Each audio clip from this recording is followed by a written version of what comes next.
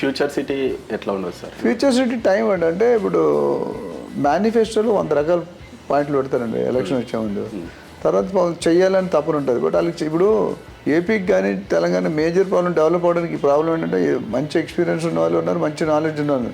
Vitamin ఏది okay, ఏది చేయలేనా పైసామే పరమాత్మ, ధనం ఏం కావాలి సామెత ఉంది కదా.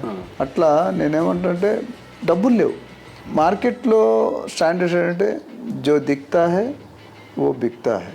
ఓకే, ఏదైతే కనిపిస్తుందో అది మాత్రం అమ్ముడు పోతుంది. నువ్వు స్టోరీలు చెప్తే ఓ అదే గాలిమెండ కడితే ఎవరు పట్టించుకోరు. ఇక్కడ మనకి తెలంగాణకు కావాల్సిన అంటే 4th sustainable city, feature city, 100% pollution free city అని పేరు. అది 4th సిటీ ఎందుకు వచ్చింది మీకు ఐడియా ఉందా?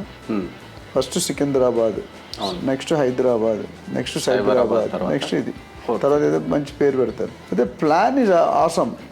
ఆయన ఇచ్చిన ప్లాన్ మాత్రం కొరియాలో, సౌత్ కొరియాలో ఏదో సిటీ చూసి వచ్చి వెళ్ళి చూసిన తర్వాత మంచి అలాంటి సిటీ పెట్టాలి, మంచి ఉద్దేశం. కానీ ఏది చేయాలన్నా ధనం మూలం, ధనం ఉండాలి.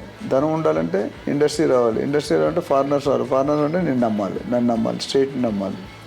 సో అది రానున్న రోజుల్లో ఒకప్పుడు